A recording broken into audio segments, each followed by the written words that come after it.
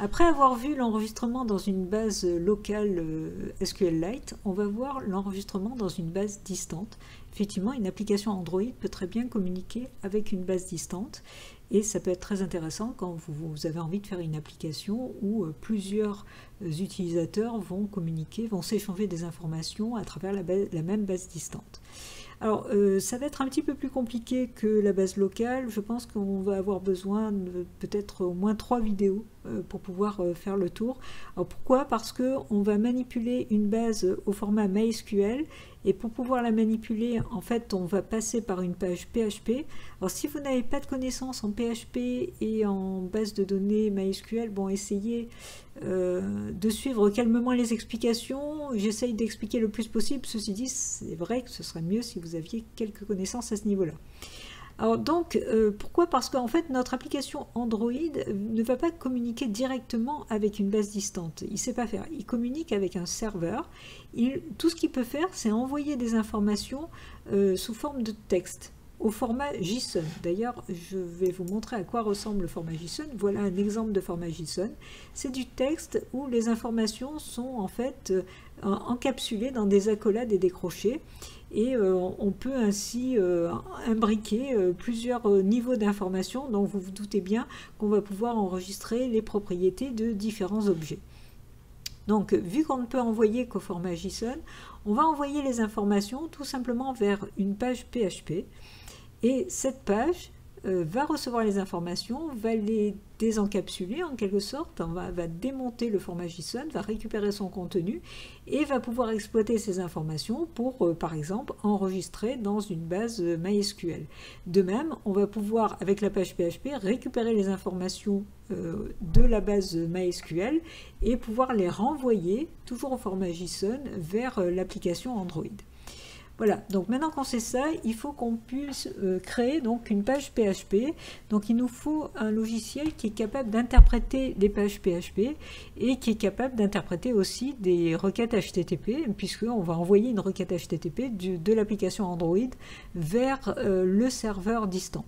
Alors pour cela, si vous êtes sous Windows, je vous conseille de récupérer WAMP Server. Donc vous voyez sur le site www.wampserver.com. Si vous êtes sous Linux, il y a l'équivalent qui s'appelle LAMP, puisque c'est Linux Apache MySQL PHP. Et puis si vous êtes sur Mac, il y a l'équivalent qui s'appelle MAMP. Donc par une recherche sur Internet, vous devez trouver les équivalents. Donc vous l'avez compris, c'est un sigle. Le A de WAMP veut dire Apache, c'est un serveur HTTP qui va être capable d'interpréter les requêtes HTTP donc envoyées à distance par le réseau. Le M signifie MySQL, c'est le SGBDR, la base de données au format MySQL. Et puis le P signifie PHP parce que vous avez un interpréteur de code PHP intégré dans WAMP. Donc je vous conseille d'aller sur cette page, puis si vous descendez, vous allez pouvoir télécharger la version 64 bits ou 32 bits suivant le système que vous avez. Vous l'installez, c'est très simple à installer. Une fois que c'est installé et que vous lancez WAMP, vous verrez qu'en bas à gauche, à droite, pardon, dans votre barre de tâches, vous allez avoir un signe de ce type-là, un W, qui va apparaître d'abord en rouge, puis quelques secondes après en orange, puis en vert. S'il apparaît en vert, c'est que tout va bien, WAMP est bien lancé et vous avez donc la possibilité d'avoir un serveur Apache PHP et MySQL installé en local sur votre ordinateur. Alors évidemment, on imagine que c'est installé sur un serveur distant. Vous pouvez très bien utiliser des serveurs mis à votre disposition sur Internet, hein, vous abonner à je ne sais quoi, OVH par exemple, hein, pour pouvoir installer votre base distante et vos pages PHP distantes. Donc là, c'est pour faire des tests en local qu'on installe WAMP Server. Donc une fois qu'il est démarré en vert, tout va bien. Si jamais il n'arrive pas à être vert, c'est qu'il y a un conflit. Ça peut être un conflit de port par exemple. Donc il faut que vous vérifiez sur votre ordinateur si vous n'avez pas d'autres applications qui utilisent le même port que WAMP Server, qui exploite le port 80 pour pouvoir traiter les requêtes HTTP. Donc c'est à vous de voir effectivement d'où vient le problème. Bon, si c'est en vert, tout va bien. À ce moment-là, vous allez pouvoir dans votre navigateur ouvrir une nouvelle page et taper tout simplement localhost. en tapant localhost, vous allez tomber sur la page par défaut de WAMP Server. Et à partir de là, vous avez vers le bas de la page, vous avez le lien vers PHP-MyAdmin. Alors c'est quoi PHP-MyAdmin? C'est un logiciel écrit en PHP qui permet de gérer tout simplement le SGBDR MySQL. Alors on peut le gérer en ligne de commande, mais c'est vrai que c'est quand même plus pratique. Donc si vous cliquez sur le lien, vous avez accès donc à cette page qui vous permet de vous connecter à votre base de données. Alors suivant comment vous avez installé WAMP, par défaut, l'utilisateur par défaut c'est root et pas de mot de passe. Alors évidemment c'est bien de faire comme ça quand on fait des tests en local, mais à éviter, enfin si vous configurez vraiment un serveur à distance, évidemment il faudra mettre un utilisateur et un mot de passe un peu plus sécurisé que ça. Donc là vous faites exécuter et vous allez vous tomber sur la page PHP-MyAdmin qui permet donc de gérer des bases de données. Donc à partir de là vous allez pouvoir créer une nouvelle base de données. Donc vous pouvez créer ici en cliquant sur nouvelle base de données. Il va vous demander un nom de base de données. Donc la base de données qu'on veut créer, on va l'appeler coach. Voilà, et vous faites créer. À partir de là, votre base de données est créée, vous voyez, elle est ici. Ici, vous avez la liste de toutes les bases de données. Donc en cliquant sur coach, vous êtes sur l'interface spécifique à la base de données coach. Et à partir de là, comme la base est vide, il vous propose tout de suite de créer différentes tables. Alors en réalité, on n'a besoin que d'une seule table, nous, qui va s'appeler profil, puisqu'on va créer une table strictement identique à la table qu'on avait créée dans la base de données locale. Et il nous demande le nombre de colonnes qu'il va y avoir. Alors, je vous rappelle que dedans, il va y avoir date, mesure, poids, taille, âge et sexe, ce qui représente 5 colonnes. Donc, vous tapez 5, sachant que vous pouvez très bien vous tromper et rajouter des colonnes par la suite. Donc, en faisant exécuter, vous voyez, il vous prépare déjà les différentes colonnes. Donc, il suffit de taper les noms des différents champs dans la première colonne. Donc, il y avait la date mesure, le poids, la taille. Bon, moi, évidemment, il me les marque déjà parce que j'ai déjà créé cette table, mais bon, il faudra taper les noms en entier. Et puis, le sexe. Voilà. Ensuite, au niveau de la deuxième colonne, vous précisez les types. Alors, pour date mesure, là, pour le coup, on va pouvoir choisir du date time, c'est-à-dire une date très précise, date, heure, minute, seconde. Pour les autres, vous laissez en int, et puis vous allez pouvoir préciser les tailles des différents champs. Alors, pour le poids, la taille et l'âge, vous allez mettre une taille de 3, c'est-à-dire que ça peut aller jusqu'à 999. Et puis pour le sexe, vous mettez une taille de 1, puisque ça sera soit 0, soit 1 qui sera enregistré. Autre chose, au niveau de date mesure, on va le mettre en clé primaire. Donc ça, vous le gérez directement ici, où vous mettez primary dans la colonne index. Voilà. Alors, par la suite, donc là, vous faites juste exécuter. Voilà. Par la suite, vous pourrez, comment dire, si vous cochez pas maintenant, hein, mais si vous cochez la case AI, c'est auto-incrémente, c'est intéressant pour mettre des numéros automatiques hein, qui s'incrémentent automatiquement suivant les bases de données qu'on l'on crée. Bon voilà, on ne va pas faire plus au niveau donc de cette table, on va pouvoir enregistrer. Et ça va nous créer, vous voyez, la table profil qui contient date, mesure, poids, taille, âge et sexe. Donc là, tout est OK. Notre base de données est créée, notre table est créée. On va pouvoir l'exploiter à partir donc du PHP. Pour que vos pages PHP soient gérées par WAMP, il va falloir les placer dans un dossier précis. Donc vous allez aller sur votre disque, vous allez aller en racine du disque dans le dossier WAMP64 ou l'équivalent suivant la version que vous avez installée. Dans ce dossier, vous allez trouver un sous-dossier 3W et dans ce sous-dossier, vous allez créer vous-même le dossier coach. Et à l'intérieur de ce dossier, vous allez pouvoir créer un fichier. Alors, c'est pas du tout ça. Je vais virer celui-là qui était un test. Vous allez créer un fichier au format, à l'extension PHP. Donc vous faites nouveau. Alors prenez le format texte dans un premier temps, ça c'est pas important. Et vous allez créer donc un fichier qui s'appelle fonction.php. Alors si vous n'avez pas les extensions, affichez-les. Hein. Les extensions des fichiers, c'est toujours mieux. Comme ça, on repère bien ce qu'on a. Donc ça ne doit pas être un TXT, ça doit vraiment être une extension PHP. D'ailleurs, quand vous validez, vous devez normalement vous faire gronder. Hein. On vous dit, attention, modification de l'extension, et vous dites que vous voulez vraiment modifier. Si vous n'avez pas ce message, c'est que vos extensions ne sont pas affichées. Hein. Donc dans ce cas-là, suivant le système d'exploitation que vous avez, il va falloir aller dans les paramètres d'affichage et voir par exemple ici dans les options, modifier les options de dossier. Vous allez dans l'onglet affichage et vous devez avoir un truc du genre masquer les extensions des fichiers dont le type est connu. Il faut enlever la coche ici de façon à voir les extensions. Voilà, une fois que vous avez le fonction PHP qui est créé, vous l'ouvrez avec un éditeur de texte, tout simplement.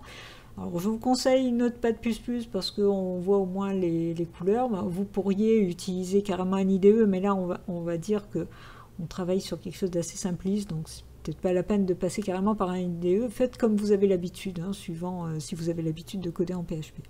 Donc là, je vais utiliser Notepad++ pour pouvoir l'ouvrir. Donc on obtient le fichier donc, qui est ouvert, et à partir de là, on va pouvoir écrire du code PHP. Alors quand vous écrivez du code PHP, il faut le mettre entre balises PHP, fin PHP. Donc là, je vais mettre tout de suite la balise de fin. Faites attention qu'il n'y ait plus rien après la balise, même pas une ligne vide. Et à partir de là, vous allez pouvoir écrire par exemple une première fonction. Alors, on va écrire une fonction qui nous permet en fait de gérer la connexion à la base de données. Donc, on va l'appeler connexion parce qu'on va se connecter en PDO. Donc, on va l'appeler connexion PDO. On pourrait l'appeler comme on veut, bien sûr. Et puis, à partir de là, dans la fonction, je vais déclarer des variables. Alors, oups. En dollars. Alors, vous savez qu'en PHP, les variables commencent toujours par un dollar.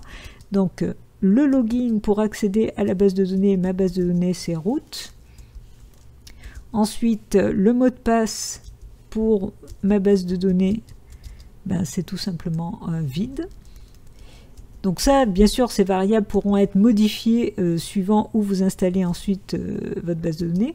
Le nom de la base de données, ben, c'est coach. Voilà. Et puis le serveur, l'adresse du serveur. Alors, vu que là je travaille en local, normalement c'est l'adresse IP qu'on met, donc là ça va être localhost ou 127.0.0.1, c'est pareil. À partir de là, dans un try-catch, je vais pouvoir mettre le tentative de connexion. Alors pour ceux qui ne savent pas, try-catch, ça permet de capturer une erreur pour éviter que l'application plante et pour pouvoir faire ensuite certaines choses dans le cas où la connexion se passe mal. Donc dans une variable que je vais appeler connexion, je vais faire un new PDO pour pouvoir me connecter à la base de données, et là, entre guillemets, il faut que je lui précise que je me connecte à une base MySQL. Alors MySQL, oui c'est bien ça. Ensuite, je précise Lost. Alors Lost, c'est l'adresse du serveur que je peux mettre directement dans la chaîne puisqu'il reconnaît avec le dollar que c'est une variable. J'ai pas besoin de fermer la chaîne. Ensuite, point virgule, je précise le nom de la base de données. Donc ça c'est avec dbname. Dbname, eh ben, ça va être $BD. $BD. Et une fois que j'ai écrit ça, après en deuxième paramètre, je précise le login. Et en troisième paramètre, le mot de passe. Voilà. Cette fonction doit retourner la connexion si elle s'est bien passée, donc return con. Et dans le catch, dans le cas où ça se passe mal, donc le catch, il faut que je lui précise un paramètre, ben, c'est un paramètre d'accès à la base de données, c'est un PDO exception. et je vais l'appeler $E. OK. Et là, dans le cas où ça se passe mal, ben, je vais juste imprimer, afficher un message et je vais mettre erreur de connexion. Alors vous allez dire, mais où est-ce que ça va s'afficher? Ben, en fait, étant donné que l'application Android va interroger à distance la page et va récupérer les informations, on pourra récupérer éventuellement ce message. Alors je mets un die pour tout bloquer, parce que si je n'accède pas à la base de données, c'est pas bon. Je pourrais faire un return nul aussi. C'est à peu près pareil, parce que de toute façon, derrière, c'est mon application Android qui va récupérer les informations. Donc même si on ne fait pas arrêter l'application, on pourra récupérer l'erreur. Voilà, on sauve. Notre premier fichier est terminé. Donc à partir de là, je vais pouvoir créer un deuxième fichier. Donc pareil, comme tout à l'heure, je vais créer un fichier de texte et je vais l'appeler, cette fois-ci c'est mon accès, alors je vais l'appeler server coach. C'est vraiment cette page qui va être appelée à partir de mon application Android et qui va traiter donc les différents cas. Donc je l'appelle server coach, encore une fois il manque, c'est normal, et je vais à nouveau le remplir. Alors on va réfléchir sur ce qu'on veut faire à partir de l'application Android. Alors, décidément, il m'écrit des choses que je ne veux pas, voilà. Et là, donc,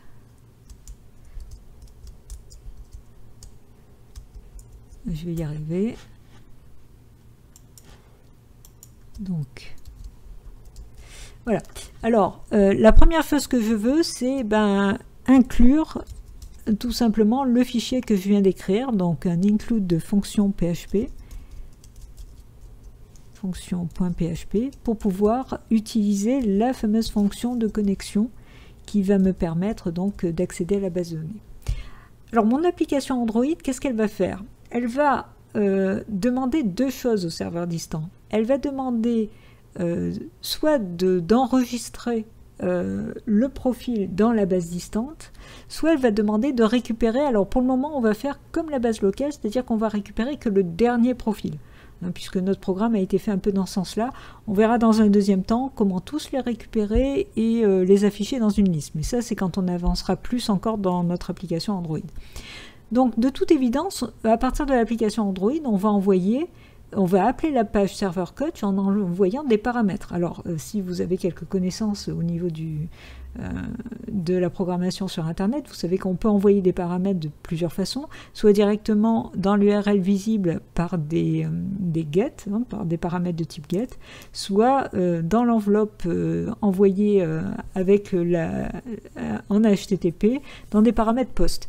Alors, on a la possibilité, quand on est dans une page PHP, de voir s'il y a des paramètres qui ont été envoyés. Donc du coup, on va commencer par un test pour vérifier. Alors, si on mettait des commentaires, ça serait pas mal aussi. Contrôle de réception de paramètres. Donc on va vérifier si on a bien reçu le paramètre voulu, sinon on ne peut rien faire. Donc pour vérifier l'existence d'une variable, c'est i7 en PHP, et dans i7, je vais mettre le nom de la variable. Donc le nom de la variable, ça va être $. Alors je pourrais mettre, je sais que ce sont des paramètres post, mais je pourrais mettre $post. Je préfère utiliser request parce que ça englobe tous les types de paramètres, donc c'est plus vaste. Et à partir de, je vais l'appeler opération, mon paramètre, ça veut dire que mon application Android devra envoyer un paramètre qui s'appelle opération. Donc si ce paramètre existe, à ce moment-là, je vais pouvoir regarder ce qu'il contient, et suivant ce qu'il contient, faire soit la récupération du dernier, soit l'enregistrement du second paramètre que j'aurai envoyé, c'est-à-dire du profil. Donc, on va vérifier, donc, alors, s'il contient dernier, donc, ça serait une demande de récupération du dernier profil. Donc ça, c'est dans le cas où mon paramètre $request est Alors, je me suis un peu trompée, j'ai mis parenthèse, excusez-moi, c'est en réalité crochet pour un dollar request. Voilà, donc je fais la même chose, dollar request, crochet de opération. Voilà. Donc si lui, il contient le message dernier, message que j'enverrai à partir de mon application Android, à ce moment-là, j'ai affaire donc au cas où je veux récupérer le dernier élément. Alors je vais tout de suite pouvoir rajouter le else. Je vais même faire un else if. Voilà. Donc dans le cas où $request, et cette fois-ci, alors toujours, pardon, hop, pas de, c'est crochet, toujours donc de opération. Donc si cette fois-ci c'est égal à, on va dire en reg, c'est pour enregistrer un profil, donc j'enverrai le message en reg à partir de l'application Android. À ce moment-là, donc, je vais mettre tout de suite un commentaire. Donc là, c'est enregistrement, nouveau profil. Voilà, donc là j'ai déjà les deux, comment dire, les deux grandes parties de mon application, hein, qui PHP, qui va permettre soit de récupérer le dernier profil, soit d'enregistrer un nouveau profil. Donc, alors je vais m'occuper dans un premier temps donc de la récupération du dernier. Alors tout ça, je vais le mettre dans un try catch parce que là encore une fois, il se peut que lorsque j'accède à ma base de données, ça se passe mal. Donc dans un try catch, je vais mettre tout de suite le catch, toujours en récupérant PDO exception dans $E, décidément, voilà, $E, et dans la partie catch, je vais faire un print que je serai capable de récupérer aussi dans mon application Android, et je vais mettre print erreur, voilà, et je vais même coller derrière. Alors la concaténation en PHP c'est le point, je vais coller derrière une des propriétés, enfin une information renvoyée par une méthode de PDO exception par rapport à mon objet $E. Alors par contre c'est pas le point, c'est la flèche pour pouvoir accéder à des informations, pour pouvoir exécuter une méthode sur un objet. Donc je vais récupérer getMessage. Voilà, ça m'affichera le message précis d'erreur.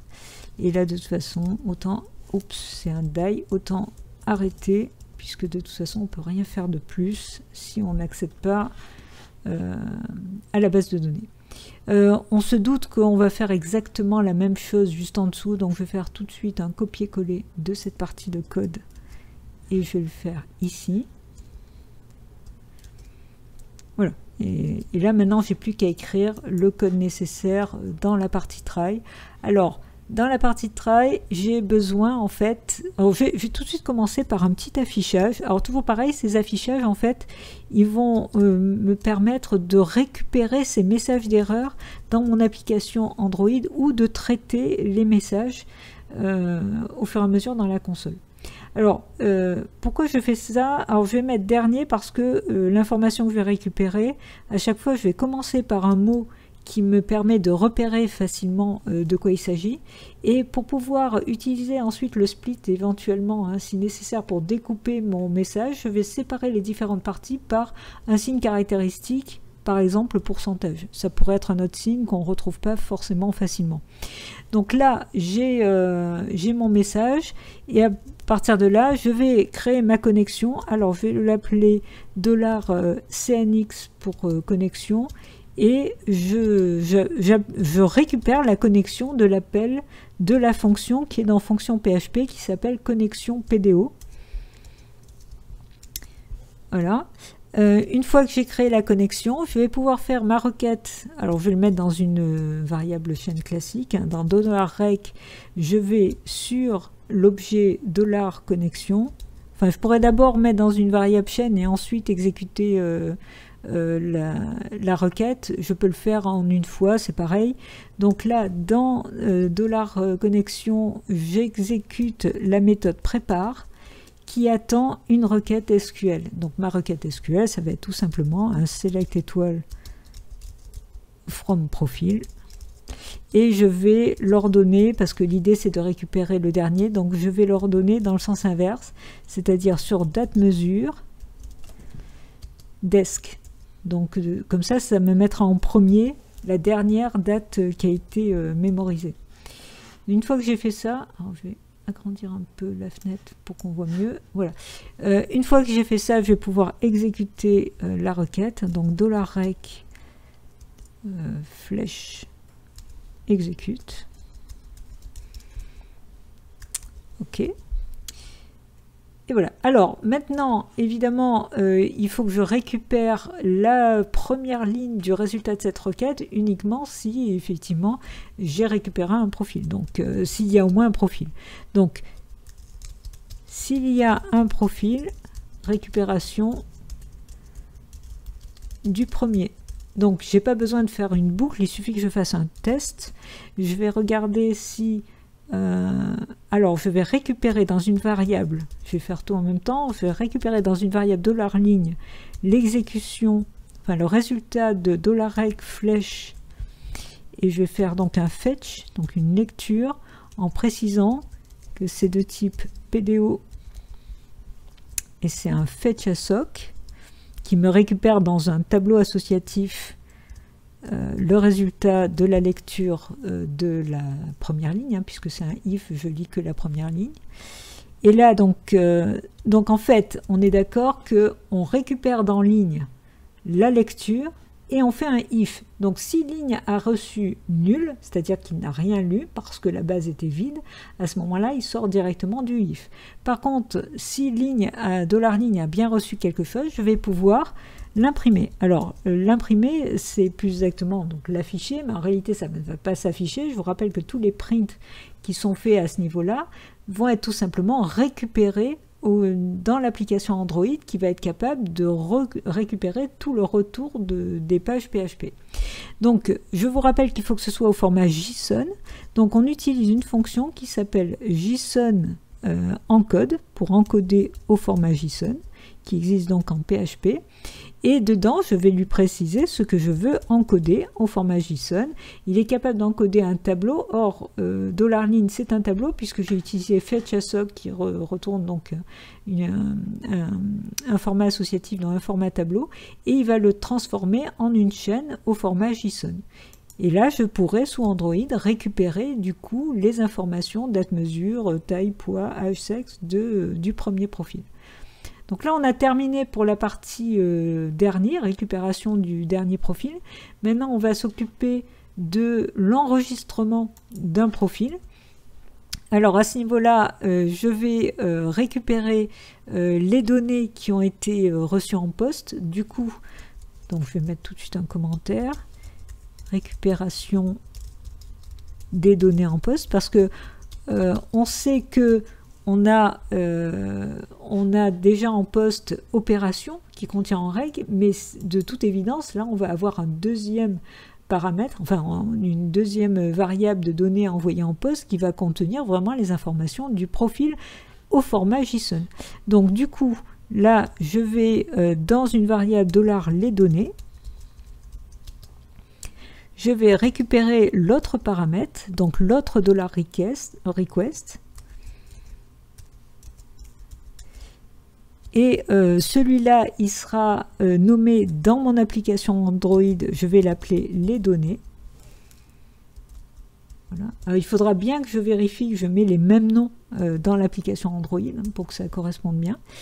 Et puis là, n'oublions pas que c'est au format JSON que je reçois, donc il faut que je le décode. Aussi bien tout à l'heure j'ai encodé au format JSON, là il faut que je décode, donc je vais décoder dans une variable que je vais appeler données, qui sera du coup sous la forme d'un tableau, et je vais appeler JSON décode. Voilà. Et JSON décode, je vais lui mettre en paramètre la variable que je veux décoder, qui s'appelle donc les données. avec EE, enfin EES, voilà. Une fois que c'est décodé, je sais que dans chaque case de $donné, chaque case du tableau, j'ai date, mesure, poids, taille, âge, sexe. Alors pour que ce soit plus facile à manipuler, parce que c'est pas très parlant de dire donner 1, donner 2, etc., je vais les mettre dans des variables plus parlantes. Donc dans $date mesure, je vais mettre $donné de 0, puisque dans la première case, j'aurai la date mesure. De même, dans $poids, je vais mettre $donné, alors $donné de 1. Alors, on va faire un petit copier-coller. Il y aura juste à changer les noms et les numéros. Donc on a le poids, la taille, l'âge et le sexe. Donc là, dans taille, puis âge, puis sexe,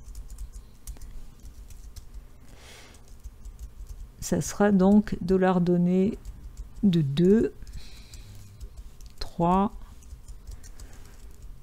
et 4. Ok, alors maintenant on va, maintenant qu'on a bien mis les informations, ben on sait faire, hein, on va insérer dans la base de données, insertion dans la base de données. Alors pour cela, évidemment, encore une fois, il peut y avoir des problèmes. Alors en fait, oui, c'est le try catch, oui, je l'ai mis dès en haut, on aurait pu le mettre que là, bon, c'est pas important, on va mettre là, de toute façon c'est là qu'il va jouer. Donc je vais faire un print comme tout à l'heure, mais cette fois-ci je vais préciser que c'est en reg, et je vais mettre encore un caractère de découpage de chaîne. Et puis là, je vais encore une fois me connecter à la base de données. Donc, je vais créer une variable de connexion en appelant le connexion PDO comme je l'ai fait un petit peu plus haut. Donc, deux fonctions PHP. Et à partir de là, je vais écrire ma requête. Alors, je vais la mettre vraiment, elle, dans une variable chaîne. Donc, la requête. Et je vais faire un insert classique, hein, donc into la table profil, into profil. Je précise, il vaut mieux toujours préciser les champs, même si on les utilise tous. Donc poids, taille, âge, sexe. Alors je vais le faire sur plusieurs lignes. Je continue donc la requête. Alors pour la concaténation, je vous rappelle que c'est le point.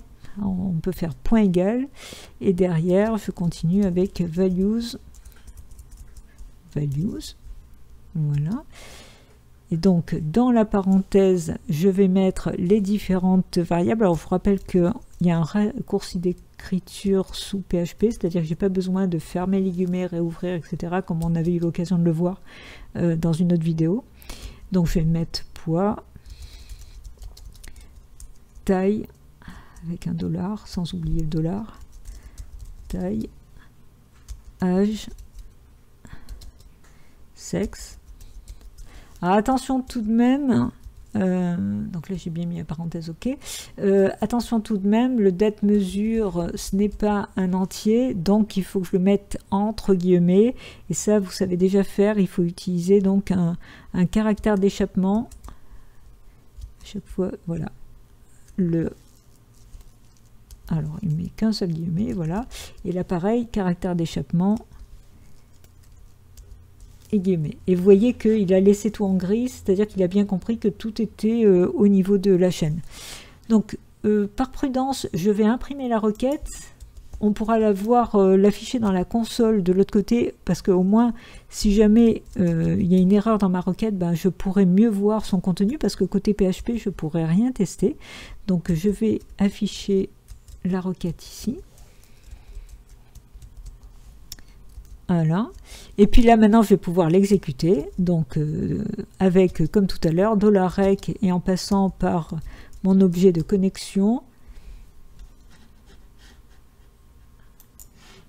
comme tout à l'heure, on va préparer, voilà, j'y arrivais plus, la requête, puisqu'on l'a déjà écrit dans une variable texte, il suffit de faire prépare et de mettre dans la parenthèse $ la requête. OK. Et puis on n'a plus qu'à l'exécuter, donc il suffit sur $rec d'appliquer la méthode exécute. Et voilà. Donc on a terminé pour le moment, hein, pour cette première partie au niveau des manipulations des données, parce qu'on verra qu'on rajoutera des choses dans ce fichier pour récupérer vraiment tous les profils et les afficher dans une liste. Mais pour le moment, on a terminé. Alors vous allez dire, on a terminé, on n'a rien testé. Et oui, pour le moment, on ne peut rien tester. Malheureusement, on travaille à l'aveugle. Pourquoi? Parce qu'il faut que dans l'application Android, on écrive le code nécessaire pour pouvoir exploiter à distance cette page. Et pourquoi on a fait dernier et en règle? Parce qu'il faudra bien qu'on enregistre et qu'on vérifie si ça s'enregistre dans la base de données pour ensuite récupérer le dernier et voir si ça s'affiche côté Android. Alors ce qu'on pourra au moins voir quand même, c'est sous phpMyAdmin si ça s'enregistre correctement. Avant même de récupérer le dernier, dès l'enregistrement, on pourra faire ces tests. Bon, je pense qu'on en a déjà vu pas mal dans cette vidéo. Malheureusement, il n'y a rien de visible pour le moment, mais ça va venir rapidement. Dans la vidéo précédente, on va attaquer la partie Android et au moins une partie du code pour pouvoir enregistrer donc, le profil. Donc, je vous dis à très bientôt et surtout pensez à coder.